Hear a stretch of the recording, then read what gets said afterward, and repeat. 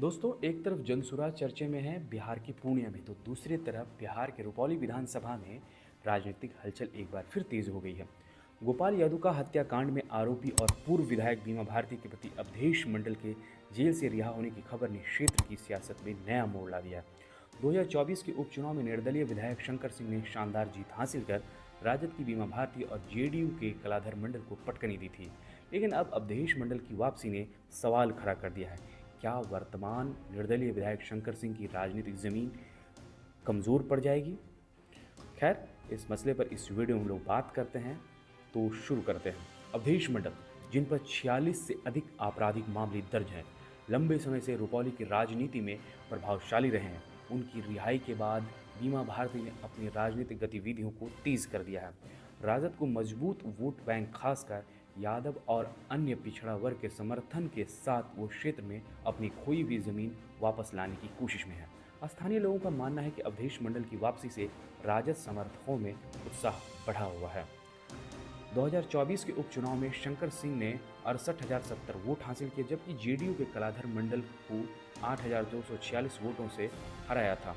उनकी जीत ने साबित किया था कि वो क्षेत्र में कई समुदायों का समर्थन जुटाने में सक्षम है। हालांकि फरवरी 2025 में उनके पटना स्थित आवास पर हमला हुआ, जिसमें उनकी सुरक्षा पर काफ़ी कुछ सवाल भी उठाए गए थे।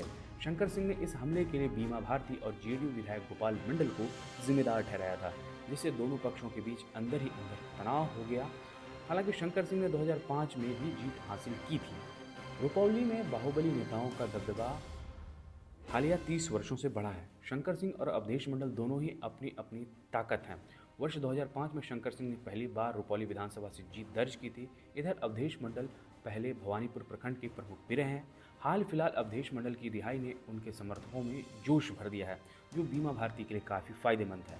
राजनीतिक पंडितों का मानना है कि यदि अवधेश और बीमा मिलकर मजबूत रणनीति बनाते हैं, तो शंकर सिंह के लिए अगला चुनाव काफ़ी मुश्किल हो सकता है। अब समझते हैं वोट बैंक का गणित। 2024 के उपचुनाव में शंकर सिंह की जीत वोटों के बंटवारे का नतीजा था। राजद और जेडीयू के बीच बटे वोटों का फायदा उन्हें मिला, लेकिन अवधेश मंडल की वापसी से राजद का पारंपरिक वोट बैंक फिर से एकजुट हो सकता है। यदि बीमा भारती 2025 की विधानसभा चुनाव में मजबूती से उतरती है, तो शंकर सिंह के लिए निर्दलीय जीत दोहराना चुनौतीपूर्ण हो सकता है। इसके अलावा जेडीयू भी अपनी हार का बदला लेने के लिए नए सिरे से रणनीति बना सकती है। अब समझते हैं निर्दलीय विधायक शंकर सिंह की रणनीति को। शंकर सिंह की ताकत उनकी बाहुबली छवि और स्थानीय नेटवर्क में है।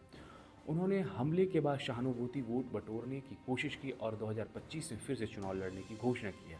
हालांकि उन्हें स्थानीय मुद्दों जैसे बेरोजगारी, बाढ़ और विकास पर ध्यान देना होगा। यदि वे कई समुदायों को एकजुट रखने में कामयाब होते हैं, तो वो अवधेश मंडल का प्रभाव कम कर सकते हैं। अब जानते हैं क्या कहते हैं स्थानीय लोग। जब हमारी टीम ने रुपौली के लोगों से बात की, तो उन्होंने क्या कुछ कहा, हम आपको बताते हैं। रुपौली के निवासी पूर्व मुखिया अवधेश सरस्वती कहते हैं कि अवधेश मंडल की वापसी से बीमा भारती को फायदा होगा, लेकिन शंकर सिंह का क्षेत्र में दबदबा कम नहीं है। दोनों के बीच कांटे की टक्कर होगी। वहीं एक अन्य निवासी संजय मंडल का मानना है कि यदि हिंसा और असुरक्षा की घटना बढ़ती है, तो लोग तीसरे विकल्प को भी सोच सकते हैं। वहीं इस मामले पर शंभू मंडल, जो कांग्रेस के नेता भी हैं, उन्होंने कहा कि अवधेश मंडल की रणनीति ऐसी है कि वो चुनाव में इस बार आगे निकल सकते हैं। दर्शकों, बता दें कि अवधेश मंडल की रिहाई ने रुपौली की सियासत को गरमा दिया है। ये शंकर सिंह के लिए एक बड़ी चुनौती है। यदि वर्तमान विधायक अपनी रणनीति को मजबूत करते हैं, तो स्थानीय मुद्दों पर ध्यान देते हैं, तो वो अपनी ज़मीन बचा सकते हैं। दूसरी ओर बीमा भारती और अवधेश मंडल की जोड़ी राजद के समर्थन के साथ शंकर सिंह को कड़ी टक्कर दे सकती है। इस बीच जनसुराज भी पूर्णिया में लगातार कैंपेन कर रहे हैं। जनसुराज पूर्णिया जिला की सभी विधानसभाओं में अपना कैंडिडेट उतारने का तैयारी प्रारंभ कर दिया है। इस प्रकार क्षेत्र में नई विचारधारा की राजनीति पगडंडी भी तैयार हो रही है। पूर्णिया जिले में 2025 का विधानसभा चुनाव इस क्षेत्र में सत्ता के नई समीकरण तय करेगा। हालांकि चुनावी वर्ष में रुपौली विधानसभा का राजनीतिक अटकल और महज आकलन है। असली कमान तो रुपौली की जनता के पास है। फिलहाल इस वीडियो में इतना ही। मिलते हैं अगले वीडियो में। अगर आप हमारे ये वीडियो फेसबुक पे देख रहे हैं, तो फेसबुक पेज लाइक कर लें।